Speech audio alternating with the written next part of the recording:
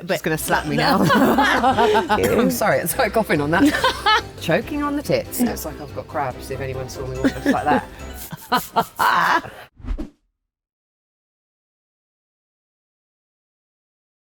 I'm Claira Hermit. This is In Bed with Claira. We are back for another season, and it's time for me to welcome my guest. She is a comedian, author, and actress, and she's extremely well known in northwest London. It is Grace Campbell! Thank you. No one else clapped for you. It's a bit rude, isn't it? I know, it's because we're not in northwest London.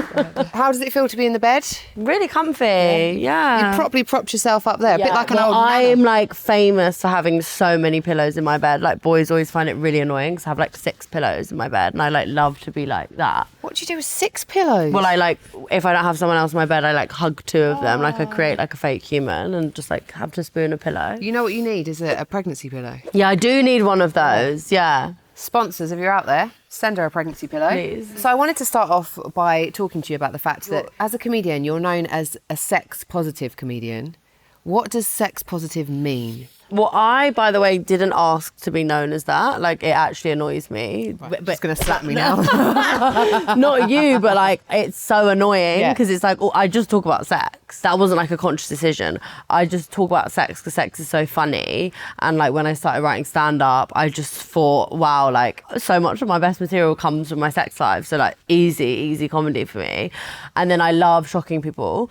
But then like, as a byproduct of that, my comedy has been described as sex positive because I feel like still now it's like a shock for a woman to talk about sex so much and like fanny farts and shit. Can I swear? You can swear as much as you want, and you can say fanny farts. Great. Oh, well, that's a very child-friendly phrase. It is, isn't it? Well, I think children should know about fanny farts. Oh, absolutely. The first time I fanny farted, I went to the doctors because I thought I had like cervical cancer. Because you fanny farted? Because I thought there was something wrong with me. And I went to the doctors and I described to her what happened and that I was, because I do a lot of yoga, and this is the beginning of me doing yoga, and I'd obviously opened something up in my... Sucked in some air. That happens. I'd gotten really good at like, you know, sucking in and out air, I guess. So it was happening quite a lot. So I thought I was dying, and I went to the doctors and she was just like, this is so bad. Like, you clearly had no education at school. And I was like, yeah, that's not my fault. Like, that nobody told me that it was a normal thing that you fanny fart. Yeah, it is a normal thing that you fanny fart. Anyone watching this, fanny farts are normal, and they should be spoken about, because otherwise people have, like, they get really self-conscious about it. I was once speaking to a group of like girls in this bed actually, and I was asking them about the most embarrassing thing that's ever happened to them in bed, and individually loads of them said fanny farts. No, I remember the first time I ever heard of like that happening was a girl at school. A rumour was going around about a girl at school So bad, who had farted during sex, and it was in a way that the boys were being like, it's fucking disgusting. And I remember thinking, not me, boy, that's never going to happen to me because I'm perfect. And then it just started to happen more and more. And obviously, like, good sex requires humour. Like, it requires a lot of humour and the capacity to just laugh at shit like that. But like, when you're young, you're obviously so awkward and proud, so you can't admit that anything like that's happened. Not, you know, not to like shame anyone, but it's kind of guys' fault for filling you up with air and then pumping it out in the first place, you know? Exactly. So, you know, we'll just blame it on them. Blame them. Do you think if, when guys do comedy and they talk about sex, they don't get labelled sex positive, do they? No, that's why it annoys me. Yeah, that's why, you know, if all like people that spoke about sex got described as sex positive, then I'd be like, yeah, sure, I get it. It's just like a genre. But that's what annoys me, is that like, because it's me and it's a woman and like, then it has to have this label. It has to be slightly like made. It's more like made this like serious thing. It's like, I'm just doing comedy about sex. I'm not like trying to like change the world. I'm just talking about my sex life. And I think it instantly becomes more worthy when it's described as sex positive. And then I'm like, oh my God, I wasn't trying to like do activism of my stand-up. That's where I think that's a way to again like make like female comics seem instantly less funny as well, because it's like, you're not just like a comic, you're a female comic, and then on top of that you're a sex positive female comic. It's like too many words to introduce me, and that's the way to just take away from the fact that I'm just a comedian. But what I think what it shows to me is that even like, not that I didn't know this because I'm well aware of this, but in 2022 that there's still these such double standards between like men and women. And I've noticed, and I've really been paying attention to it since I started doing this show, that there's loads of guys that on their podcasts or whatever just talk about sex casually, but they also do sports stuff. They do, you know, like loads of different things, and no one seems to bat an eyelid. As soon as I started doing this, like if my agent's like, oh, you know, you can be known as like the sex person or the, you know, and I'm just like, why can't I just want to have conversations about sex? And actually the reason I started doing this is because the shame that is attached to being a woman and talking about sex and the assumptions that are made about women when they talk about sex pisses me off. The amount of people that we look at who are men who just seamlessly move between different things and nobody questions it. That is again like a way which we like prevent women from just like being like at their maximum potential basically. And that is because like deep down, like subconsciously, a lot of men don't want women to achieve that much success, whether or not they think that consciously. That's like sort of how that stuff manifests. And so the more that people like uphold that, and I've noticed this so much in like what I do and in the way that people react to what I do, is it's not just like about like whether or not you're necessarily saying things out loud. I think a lot of men still think these things and think like, oh, but what are you? Like, what, do you know what I mean? Like, but what are, if you're doing this and that, like, what are you? It's like, I don't know, I'm just a girl with nice tits. And you have got great tits. Thank you. I'm sorry, I started coughing on that. I was choking on the tits. It's just so frustrating because you just want to exist, do what you do, and be able to enjoy doing it without having the labels or the connotations that come with it. And I think I've started having loads more conversations with men that I know, with men that I've kind of like connected with over social media. I'm really shocked at how many of them have like underlying like misogynistic belief systems, and that they're not even aware of how damaging those belief systems are. We're in a really weird period right now, yeah, which is like, somebody described it to me the other day as like a crossover period. And that's how it feels. It feels like in so many ways it's getting like much easier for like women to like function in like higher positions of power and like do all these things and not sort of be like instantly a threat to men. But then at the same time, a lot of those men are still threatened by women in these positions but aren't allowed to like say it or manifest on it anymore. So then they sort of try and stop you or try and minimize you in like much smaller like micro ways. So it's a really weird period, and I'm seeing that so much actually, like more in my personal life than in my work life, because I pretty much only work with women. Yeah. So I don't really see that in my work life. The more successful I get, it's really interesting like seeing the way that men treat me is like completely changed. It's changed so much in the last like 3-4 years. Do you think that kind of transition that you're talking about is why we've seen the rise of people like Andrew Tate and like that 100%. kind of popular culture? Because it's like this idea, I guess, like, and the way that I see it is that men kind of sometimes or think that they're guaranteed a woman, right? And that's how it used to be. Just by being a man, by default, you would get a woman because that women needed you to function in society, right? So, but it doesn't exist like that anymore. So I feel like there's a lot of people that are kind of angry. I think so. that. And also I can completely rationalise why so many people have been listening to Andrew Tate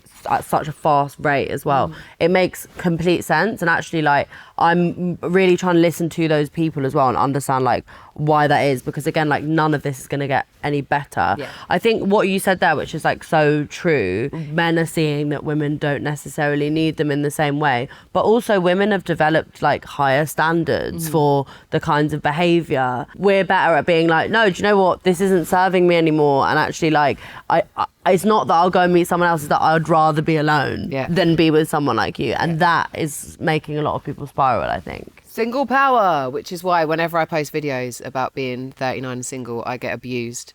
I'm a leftover because woman. People can't handle it. Or only by men. Like, yeah, because like, they can't handle that you don't give a fuck. Yeah. And that makes them, again, they're like, what is my purpose then to women like you? They can't handle it. The male ego is so sensitive. It's so sensitive beyond belief. Would you describe yourself as a feminist? And why do you think so many people have such negative opinions of the word feminist? I basically, obviously, yes, 100% yes. Like, by definition of like thinking that like, obviously like... wanting equality for men and women, because that's equality, literally all feminism is. Exactly. I think at the moment, like the feminism is like really deeply flawed, because there's like this whole section of feminism who like hate trans women, and that's just something that I'm just so deeply, deeply angry at, and like the denial of like the trans female experience just makes me really angry.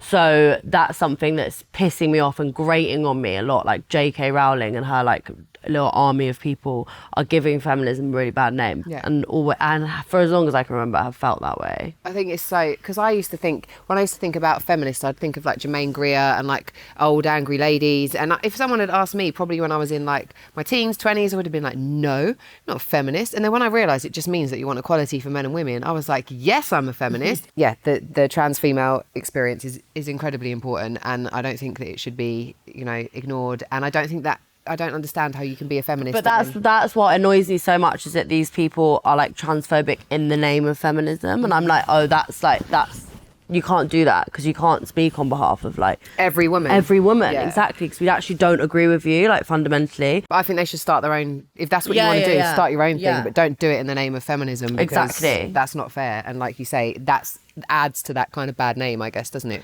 Exactly, because it's, you know, it's that thing, like those people that you thought were like feminists when you were younger, that's like, it's that bad sort of like, this is gonna sound really rude, yeah, but like I like can be a feminist and still like really, really care about my appearance, really like love buying designer clothes, like buy into loads of like patriarchal things. And you know, sometimes you have to think like, why am I like getting my acrylics done every 2 weeks and, you know, in agony right now because one of them is broken? Is it because of, but it's, you know, and then I think, no, it's because I like it. Like when I'm on stage, I like looking at how I look, and do you know what I mean?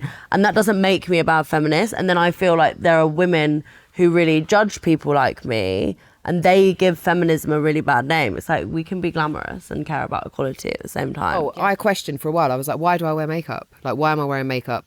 Stop wearing makeup for a while. And then I was like, no, actually, I quite like it. Like, I'm not doing it for anybody else. I'm doing it because it makes me feel good. And then I started to add things back into my life that I knew I was doing for me.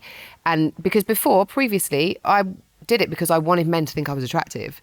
And then I kind of reached this pinnacle where I was like, actually, I don't care what you think anymore. It's a nice thing to do. Do you know what I mean? Like, and I hate that like shaming. Like, if I want to like laser all my body hair off, I can do that. I've done that as well, grown it all out, exactly. shaved it all off, and then you just find out what works best for you. If I've got hair, I find that I smell more if it's my armpit hair. Yeah. And if it's my fanny hair, it just sticks in my pants and gets really itchy, so I just walk around itching my crotch all the time. It looks like I've got crabs if anyone saw me walking just like that. Can't help it, it's a nightmare. Absolute nightmare. I know that you've got your book, Disgrace Campbell, and for so many people, especially women, sex can be seen as shameful. Have you ever felt that? Yeah, definitely. Like, that's why I wrote the book, because it was about like, obviously sex feels really embarrassing. It's like what you're talking about, fanny farts, like, or like, you know, the first time that I like came on my period while having sex, I remember thinking I was going to die, because like that just it was like the most embarrassing thing that could have happened in that moment. And I was like, I want to just like set this whole house on fire, so like all of the like evidence of my period blood is removed. There's so much that comes when you start having sex, I think, that is shameful, that's not our fault, and that's just like put on us. So that's why I wrote the book, and the book is about basically like de-shaming like everything, and not just sex, like mental health, like things that happen in relationships, like everything basically that I'd ever felt ashamed of, like masturbation actually being the first thing that I talk about in the book. Like I open my book with this like passage about like the first time I wanked, which was when I was 7 years old, and I like humped a teddy, and then I just felt really, really, really deeply embarrassed of myself afterwards and thought I was like a criminal, because I was like, oh my god, if people find out that I've just done something like this, like they're gonna think I'm fucked up, like I'm gonna be like cancelled. Do you know what I mean? Like as a 7-year-old, I was like aware of that fact of like, if people find out that I've just done this, like they'll think I'm really fucked up. And it didn't get normalised till I was in my early 20s when somebody told me that women masturbate. I thought I was the only person that did it. And then when I started having sex, I felt a lot of shame around it, because I was like, you don't know what you're doing. I actually know what you should be doing. But I'm embarrassed to say that I know that, because then you'll be like, oh my God, how do you know that? Because you've been doing something. Do you know what I mean? Like, it was that deep. There's a stat that I saw earlier on this week that said 60% of women are dissatisfied with their sex life. Women basically, like, the whole thing about masturbation is like, the more you masturbate, the better you know your own body and the better you know what you need, like, in sex. It's so simple, actually, when said out loud. So if you don't know that, then you don't know how to say to someone this is what I want, like this is what's going to make this, like it's going to make this more enjoyable for me. So basically everybody needs to masturbate like all the time. That's it. That's the message from this In Bed with Claira. Everybody needs to masturbate all the time. One of the things that came up on the last series was talking about faking orgasms, right? And I kind of gave some reasons why women might fake orgasms, and then the comment section went wild, and it was a lot of people saying, actually, I'm too scared to communicate with somebody. You know, I don't want to hurt their ego, or it might be that I love them and I don't want to upset them, or it might be that I'm scared of what they might do, or I've encountered violence when I have tried to. So there's also those things that we have to take on board as well, I mean, right? I'm definitely not someone that would be like, oh my God, you fake orgasms, that's really bad. Like, I think, again, societally, we've been made to feel this way, but it's not our fault. So, like, if in moments, like, I still sometimes, if I'm having a one night stand and I know I'm never going to see this person again, I'm just like, yeah, sure, like, I came, can you go now? Do you know what I mean? Like, You want it to be I really don't feel like embarrassed that I've done that. I'm like, oh my God, I can't believe I faked an orgasm. I'm like, how do I terminate this situation as quickly as possible? I'll just pretend that I came and then he'll leave my house. So that's not like, it's not like the worst thing in the world. It's more like, why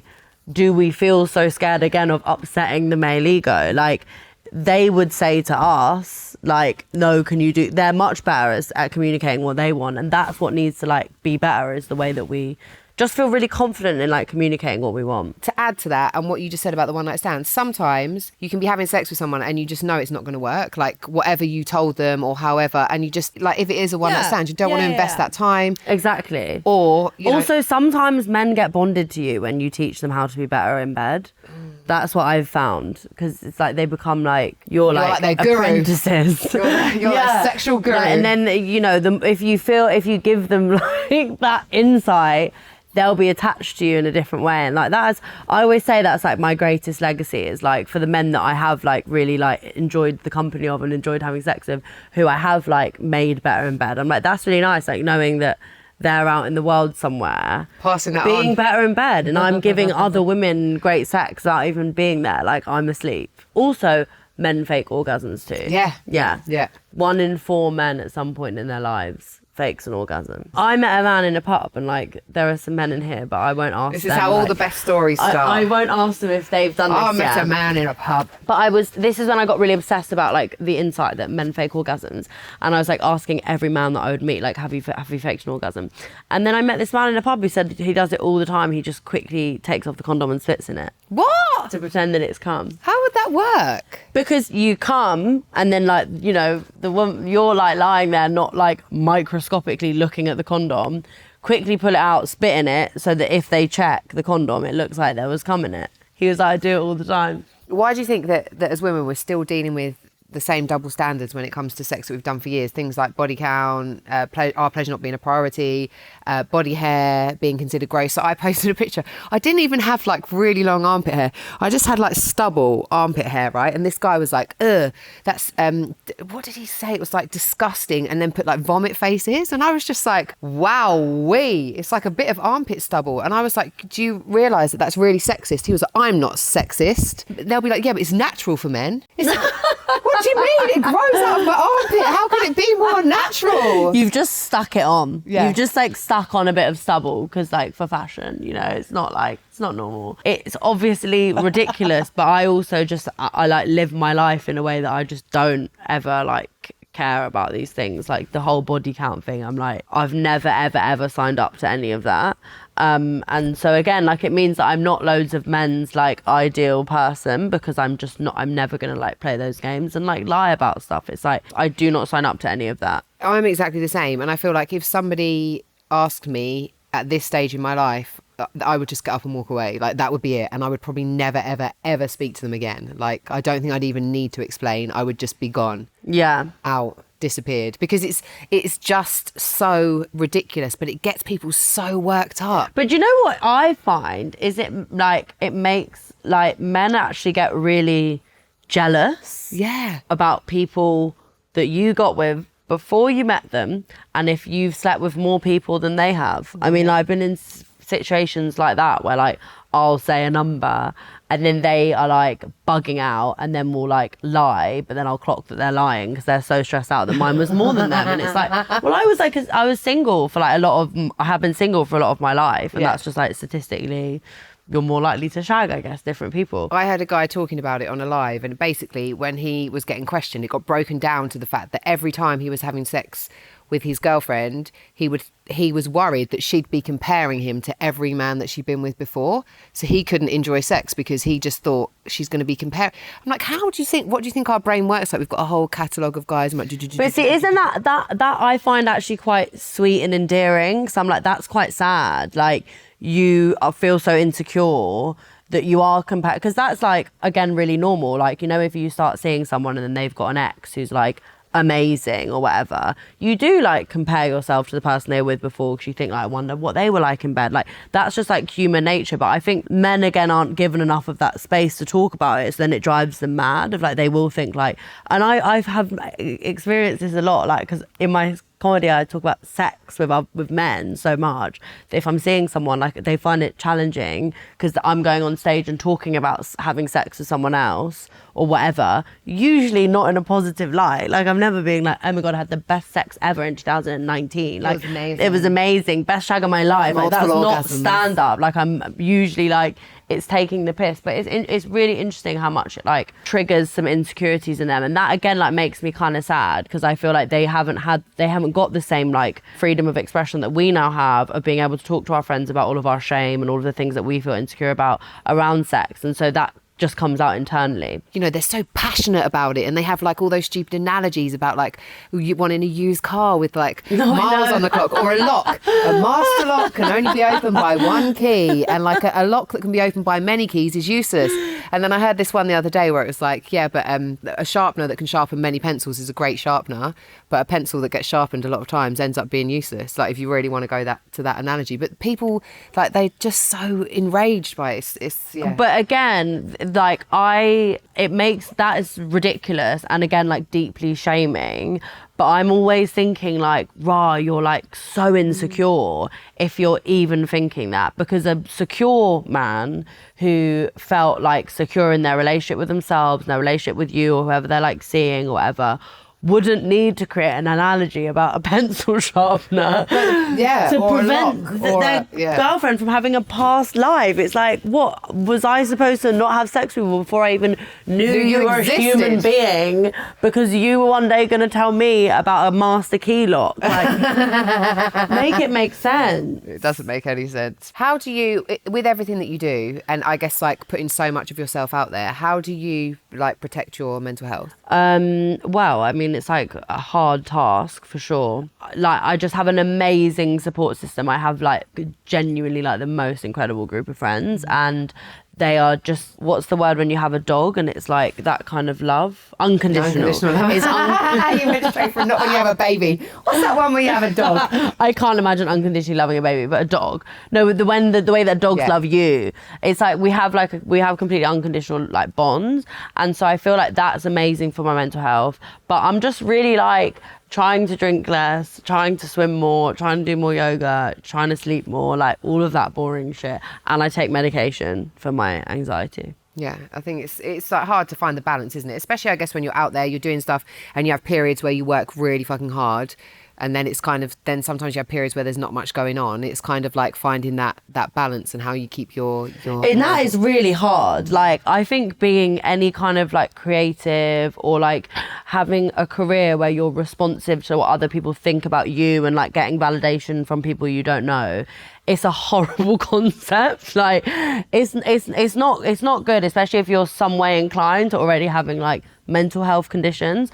I just came back from the Edinburgh Fringe, where I did a month of like doing stand-up every day, like hours of stand-up every day, and like you're getting that validation constantly. You're seeing people afterwards who just like love you and like loved your show, and you're constantly and then you come home and you're like, okay, nobody loves me.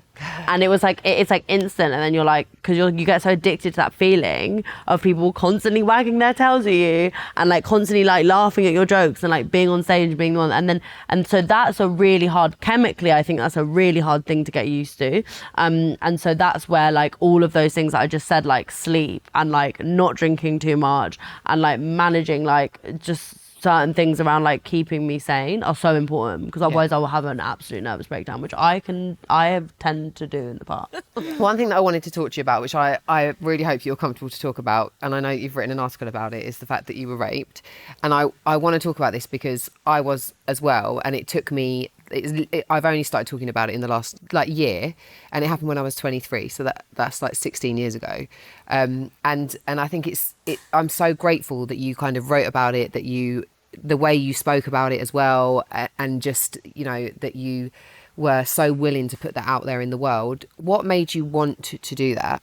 Or what made you feel like you should do that, should I say? It was like a really hard decision, because I wrote the article, and because I knew it was going to be quite high profile, because it was like in The Guardian, it was going to be quite a big piece, and also because of like who my dad is, like I knew it was going to get a lot of attention. So it wasn't something that I decided to do flippantly. Like, I really, really thought about it, because I was raped last year, nearly this time last year in America. And then I decided to write the article. I started writing it in May, basically. And so when I've had the initial thought, I wanted to write about it because I felt really depressed. That I felt, because I've been raped multiple times in my life. I wrote about like experience I had with sexual assault and rape in my book, which came out 2 years ago now. But it felt really depressing that nothing had moved on since I wrote my book, because again, this thing happened in America, which felt like, it was really like a horrible experience, actually. It was like probably the worst experience I've had in terms of like sexual violence. So I wanted to write it because it made me really sad that I felt like nothing was changing, and it felt like none of these things that have happened were moving on. And I was like, okay, well, I need to talk about this, because I guess what I felt really powerless in is that I felt I couldn't go to the police because of like my career and like everything we're talking about. And I was in America, but I mainly felt like the way that my work and my like sex positiveness would be used against me is such a fucked up concept. I think it becomes sex negativeness. Because, well, it would be, and again, this is why we have terms like sex positive, and we only use them for women, because it's a really great way to put someone on a pedestal. But then if they're challenging that and challenging why you're calling me sex positive, you will punish me. And that's why it annoys me, and that's why I wanted to write the piece, because I felt like, again, like not much is changing. And I also felt like I've got such a specific experience, because I have been like hailed for being sex positive, and then I felt like I was being slapped in the face, basically, like by my own profession, and by something that I've created myself when I got raped. So that's why I wanted to do it. And it had like just the most amazing response. Like, that article was like genuinely will probably be the thing I'll ever be the most proud of. It had I still am getting messages about it. On the day it came out, I got about 10,000 messages from people. It was insane.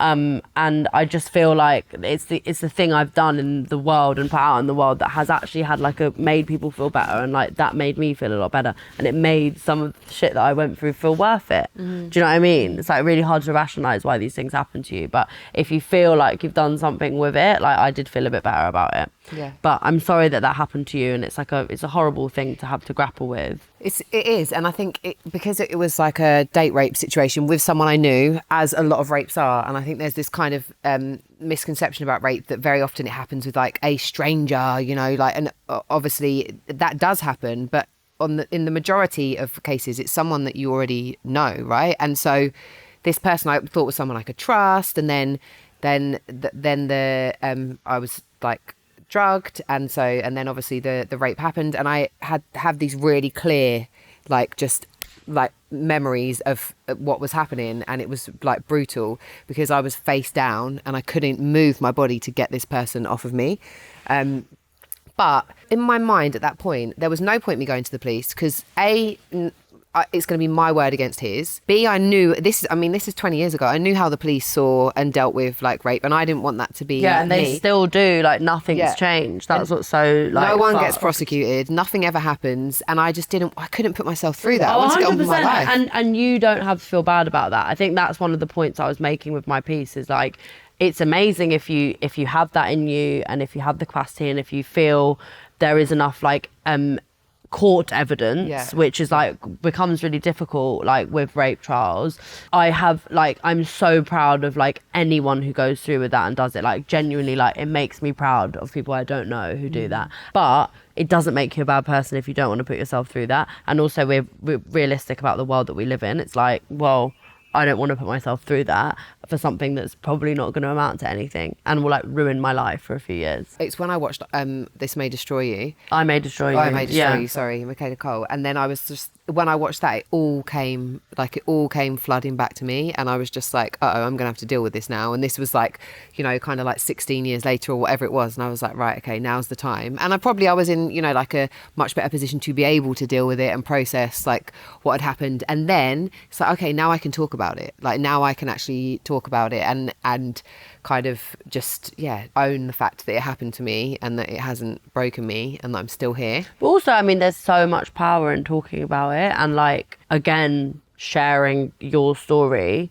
because it helps other people. Like by literally just talking about it, you make other people feel better. And that's what like I've seen firsthand with that article is like the amount of people that just said it made them feel so much better about what had happened to them. And so it's really like, that's amazing. And that's like, reclaiming your power in like one way that you can. And it's that shame and guilt again, I guess, isn't it? Because I did feel like I was like, it's my fault because I shouldn't have gone like where I went, or I shouldn't have done this, or I shouldn't have done that, or I should have done something different. It's just like, no, someone put a drug in your drink so you were knocked out and then decided to have sex with your unconscious body. It's not your fault. But, you know, it takes like, I was just like, but it's my fault because I could have done this, or I could have done that, or I could have done.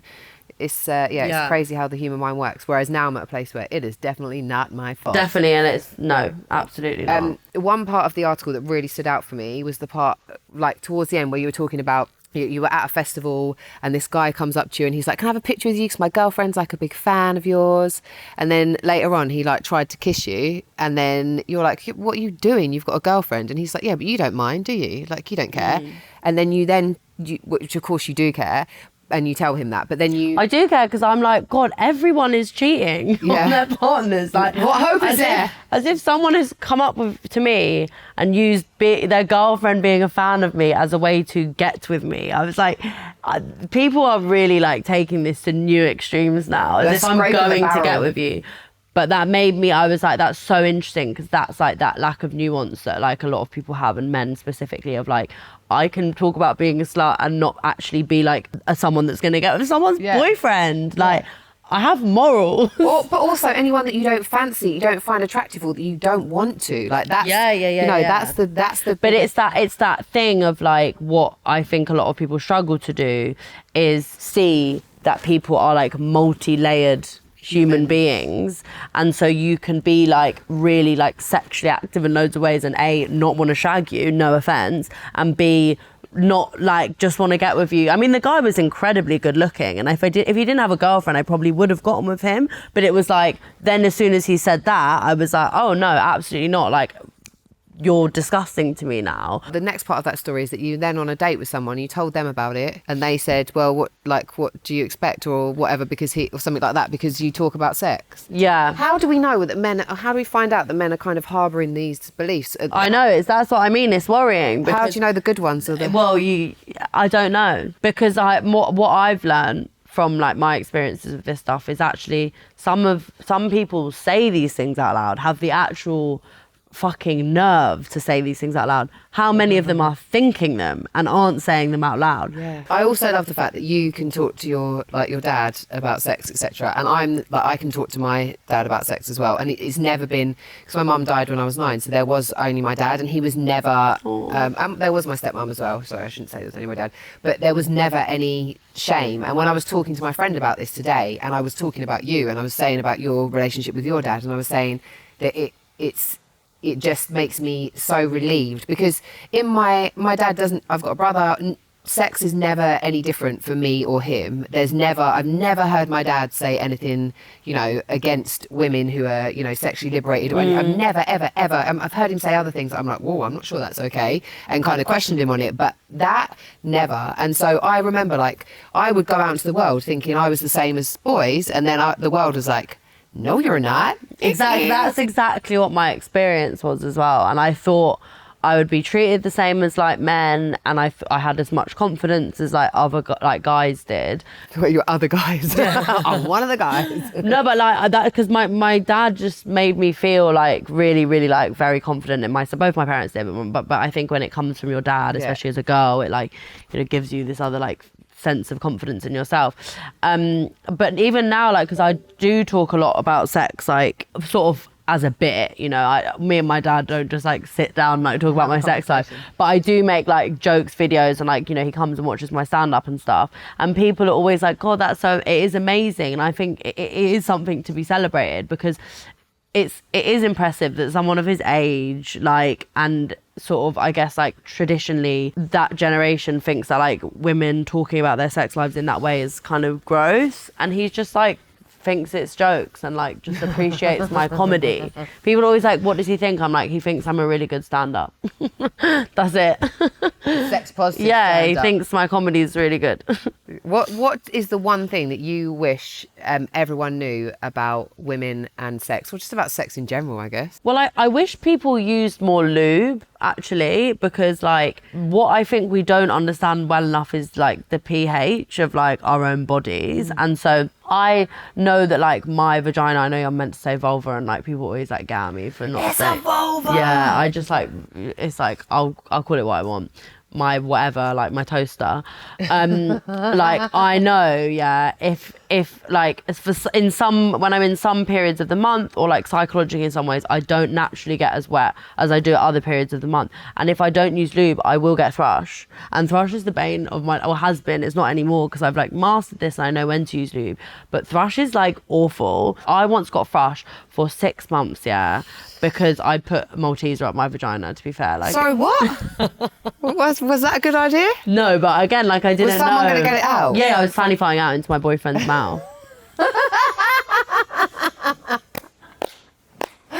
That's just like another take on the Malteser advert. Yeah, that's why. So I do this bit in my stand-up, and then I stop in my show and I do that advert, but imagining that it's the vagina.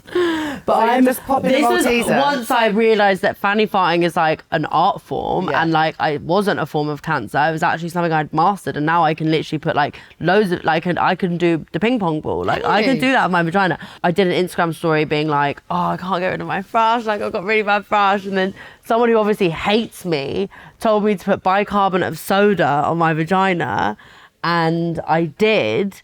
And because they said it would instantly get rid of chronic thrush, which is what I was calling it, and I like burnt off like so many cells of my, it was like childbirth levels of pain. I mean, like everybody, like all my neighbours could hear me screaming.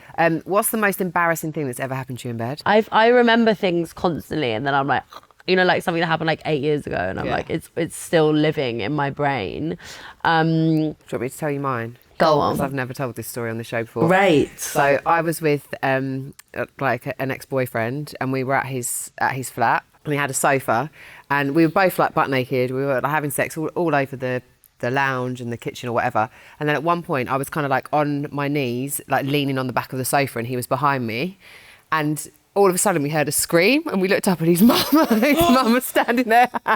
She'd come to his flat. She had a key to drop off his washing, and she was just stood there, and then she just screamed, dropped the washing on the floor, and like he kind of, I don't know if he stopped instantly, because you know it was just like, and then I was just looking at her, we didn't do, and then she just stood for about a couple, it felt like ages, and then she just turned around and ran out.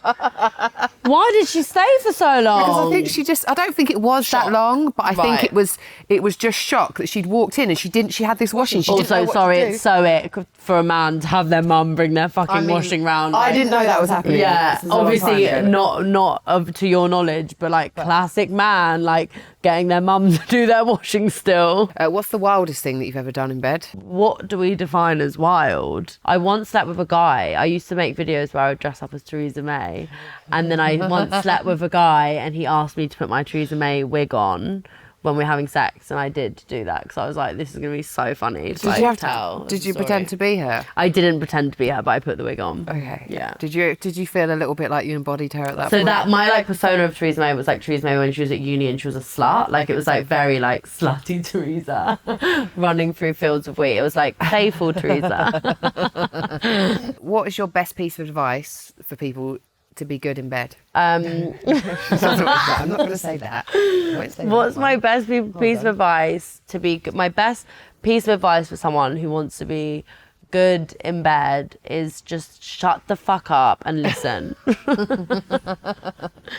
Is that for men? Giving like Kim Kardashian, like get your ass up and work. But it's just like shut up, listen to me. Like we can laugh and stuff and like make sounds, but I hate it when you're just like just People shut have a up. full-blown conversation with you during Yeah, sex. like constantly like talking about like what's going on and like giving me like an audio description of like what I'm experiencing it. I'm here. It's like they're doing like a running Yeah. Yeah. Just shut up. Some people like that though. Some people like, I guess, like that would be their like talking dirty or whatever. Well, then I don't know. I think my best advice is listen to whoever you're shagging. Ask them what they want. Ask them if they enjoyed it. Ask them what they liked and what they didn't like. And then like try and work out if they're lying to you or not. Are you confident naked? Oh, yeah. Have you always been confident naked? Yeah, I would say so. Like maybe not when I was like a teenager, but yeah. I like did like I was like a life model. Like life drawing model Right. from like the age of 18. I've got like this amazing picture of me like a drawing of me naked like in my bedroom from when I was 18, 19 maybe. But yeah, like I love being naked. Then what would you say to people who don't feel confident naked? How can they get, or just confident in their own Do you bodies? know what? My best, like, this is like a really specific piece of advice, but like going on holiday to like Spain is amazing. Like I go to this festival in Spain every year, apart from when I'm doing the Edinburgh Fringe, which is called Rotterdam, and it's like a reggae festival in Benicassim, and you shower like communally, and everybody is just naked apart from the English people. So it's like all of the European people like shower naked, and it's so nice. It's not creepy in any way. Like it's nice, and then you can just see like all the English people, especially the English guys, like coming in, like obviously not taking their trunks off, obviously not looking around, obviously not looking at anyone's dicks, like obviously not wanting people to think that they're gay. And like I always think that going to that festival like really helps me and my friends with like body stuff. And that was, I mean, I never really had a problem. I was like, guys, come on, get naked. Everybody get Yeah. naked. But it comes up quite a lot, and normally the answer is like spend more time naked as well. Like just seeing your body naked, I think is really helpful. Like just around the house doing the cleaning, maybe some of your neighbours might see whatever. But Oh yeah, I mean 100%. Yeah. I always like wonder, like when I see or date new people, I'm always like, oh, do they think that I'm just like naked all the time? Like I like have to sleep naked, which like even if you know it's freezing cold, like in the night I get so hot, so even if I go to sleep in clothes, I wake up and I've taken it off. And so if I'm in bed with someone that like isn't someone that I'm getting with, I'm always like, by the way, like I don't want you to think that I'm like a massive creep, but like in my sleep I do get naked, and it's just like, yeah, it's a thing that I have to deal with. But I don't share beds with people that I'm not shagging anymore because I'm 28. I used to do that when I was younger. Sometimes I'd wake up and my clothes, they'd be folded as well, which is not like me. I don't fold Really? anything. In your sleep? Yeah, so I'd be tidier in my sleep God, as well, love which is good, that. isn't it? Do you have a favourite body part? I would say probably my boobs. Do you have a name for them? No. They're just your favourite. Just my perfect little There girls. they are. Just the That girls. was the name. Just the perfect girls. They're just like perfect. There they are. Welcome. I keep Grace's doing this thing on breasts. Instagram whenever I post something with like my boobs in it. I'm like breasts model zone, lips fake, breasts model zone. All mine. All mine. If someone did want to get you into bed or get to know you, what would be your green flags? I don't think like I'm green flags. I'm like, are you funny? Am I attracted to you? Do you smell nice? People's smell is like the most important thing to me. And what would be your turn offs? What's your red flags? Just like generally men. Just like them existing. No, what's my red? I like people who are like patronizing, people who don't laugh at my jokes, such a red flag. When like men are like ever like suggest that they're ever going to be shaming, like when a man's like, you know, I'm not disgusted by periods, but I would prefer it if you weren't on your period. Stuff like that. I'm like, you're not sounding great. That's not coming out how you think it is. Well, it's been an amazing time in bed. Have you enjoyed it? Yeah, I've loved it. Have you? Should we get some rest now? Is there enough pillows here for you? I love it. I could just snuggle in. You smell like that. really nice. I'm sure I could use your boobs as a pillow. The girls. Perfect girls. They are the perfect girls.